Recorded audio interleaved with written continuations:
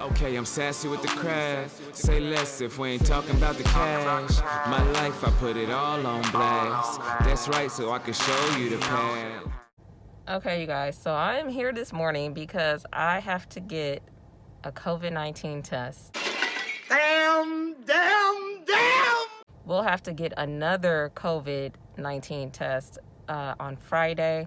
Today is Tuesday. Now I'm just waiting to get my results. I've already gone in and taken my test, which was not as bad as I thought it would be. Today I did a self-administered test where they just instructed me on inserting the swab, and it wasn't bad at all.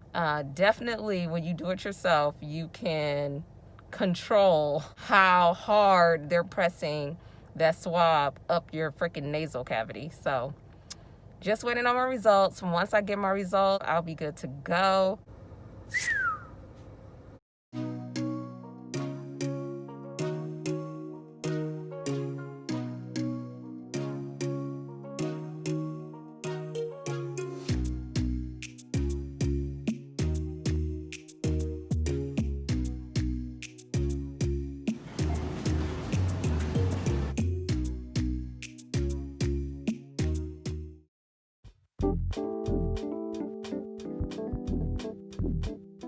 Got on my Sassy Craft shirt today, so that means we're doing craft service.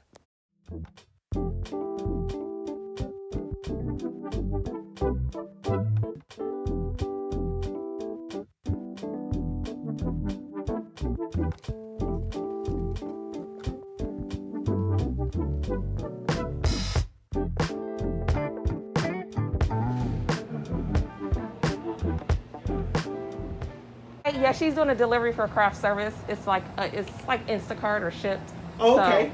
So she's not on a list, but she's not? just dropping off the water. She's like a delivery service. Well, since you're here, she can come on in. Okay, you guys, so I finished setting up. I went and got everything out of my car so that I have everything I need while I'm on set. And so now I'm gonna head back over, and I'll be here today for about 10 hours.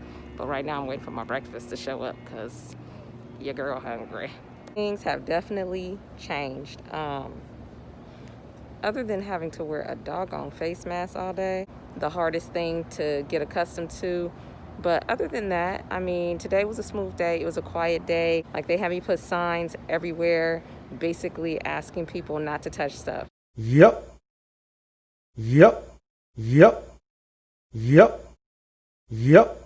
So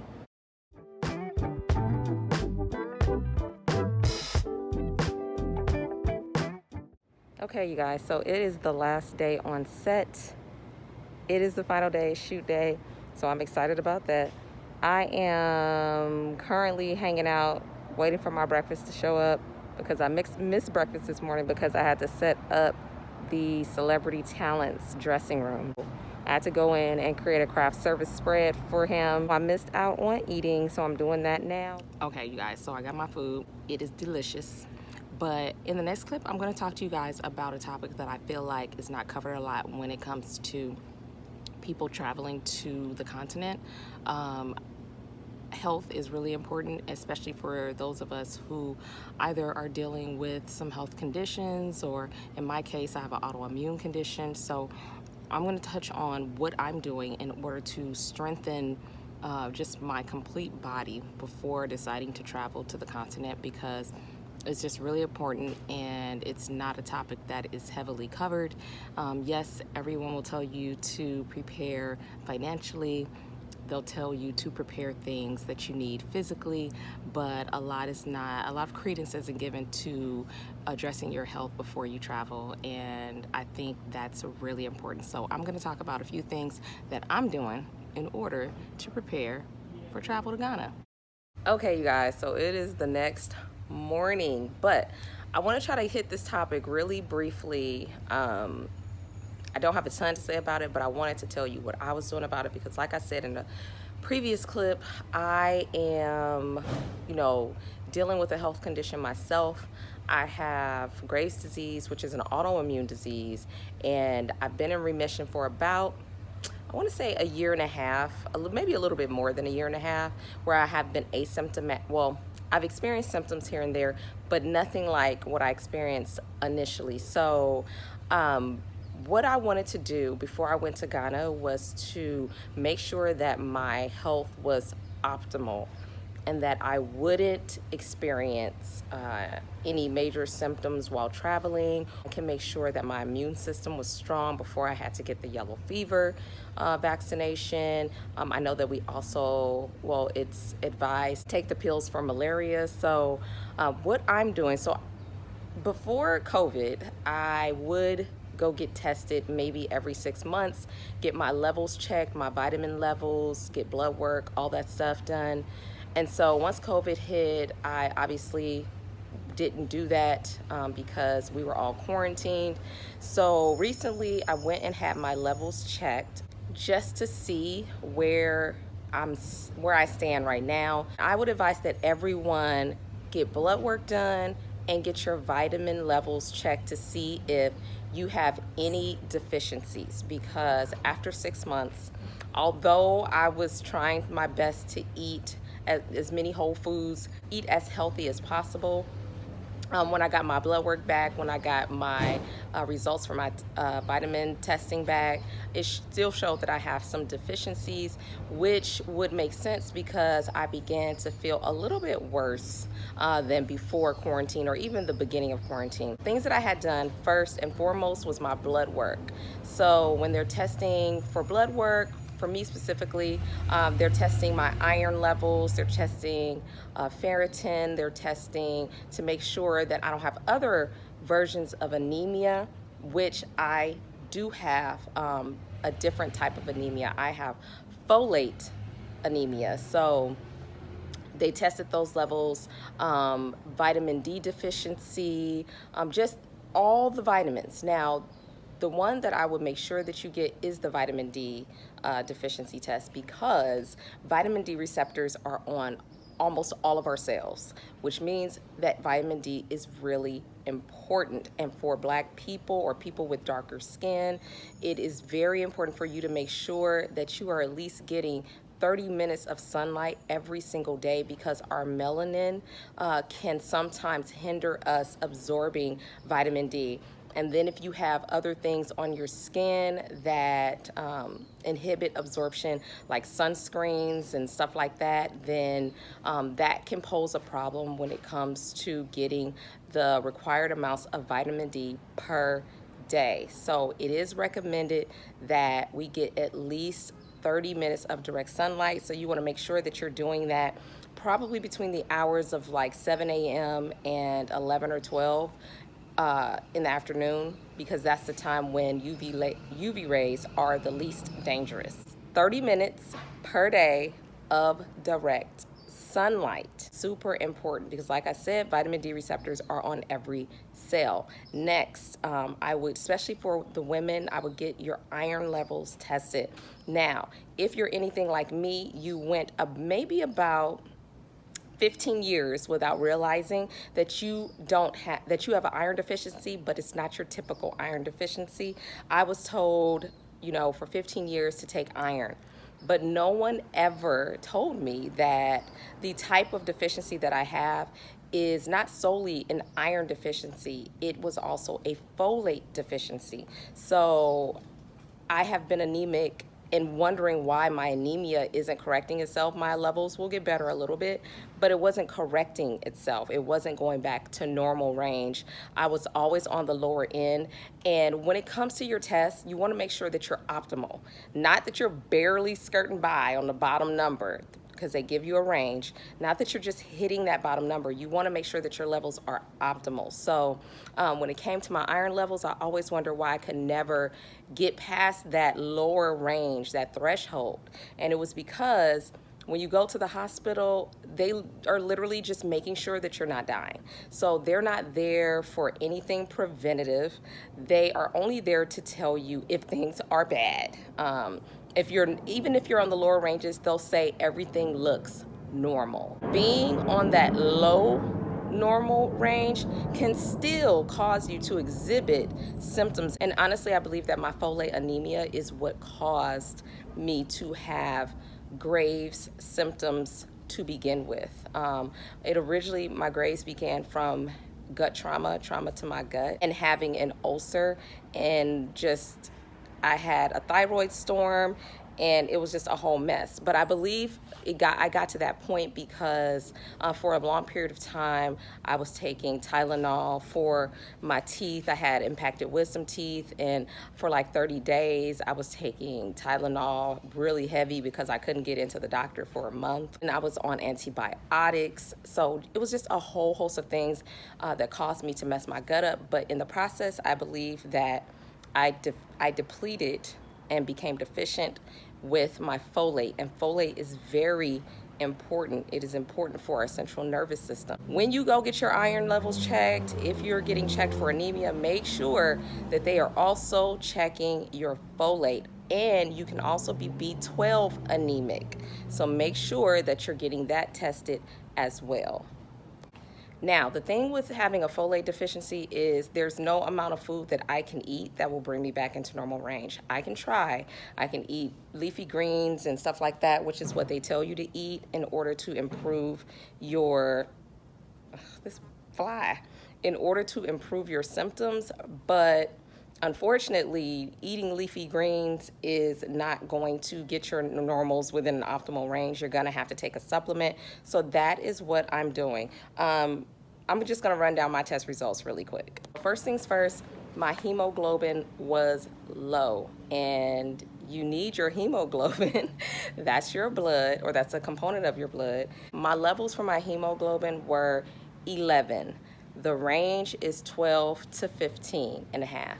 So I know that I have to work on improving that number. My red blood cell count was on the lower end, but it was within range. So another component of my blood work was having my MCH tested, and this stands for mean corpuscular hemoglobin. That number was within the low range. I'm at 76, and the range is 80 to 96. So basically all of this blood work is pointing to the fact that I am back to being anemic. My folate was very low as well. Obviously, I have folate anemia, and that goes hand in hand with iron deficiency. I know that I need to work on those levels and get them into a normal range, which I'm doing that by eating more lean red meat, and then also making sure that I am taking an iron supplement,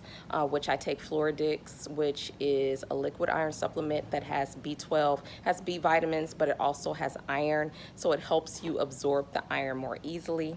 Blood tests also tested for basophilia, which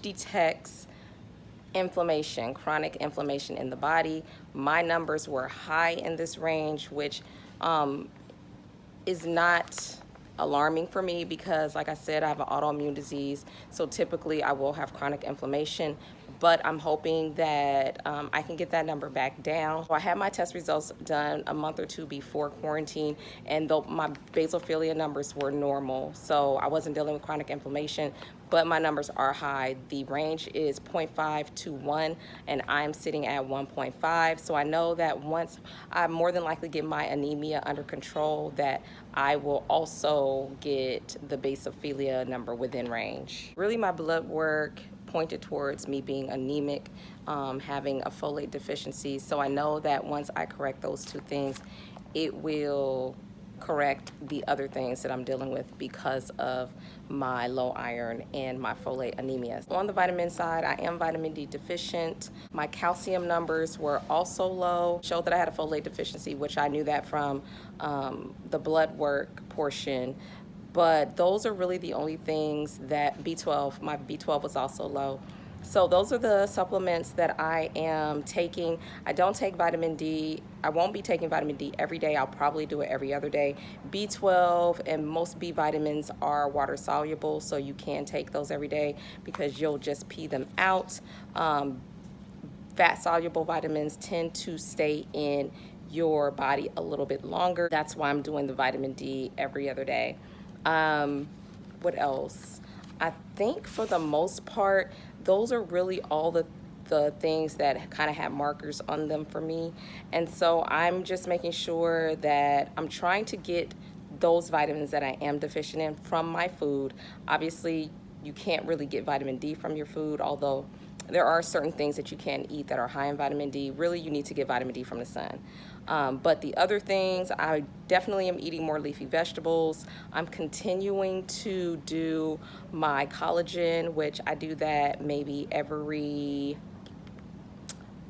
other day. I'll do like my collagen smoothies. I used to do them every day when my stomach was really inflamed, but now I do them every other day, and I just use lots of veggies. I stay away from things that I feel like might inhibit my thyroid. I'm trying to balance my thyroid. I try and eat as healthy as possible, but some things I won't be able to get from my diet, so I have to supplement. But what I'm gonna do again is do these tests in another 3 months, and then I'll do it probably one more time before I go to Ghana, probably like a month before, just to see where I'm at. I have to get that yellow fever test, and I just want to make sure that my inflammation numbers are low, because I don't need to create any more problems that I'm already dealing with.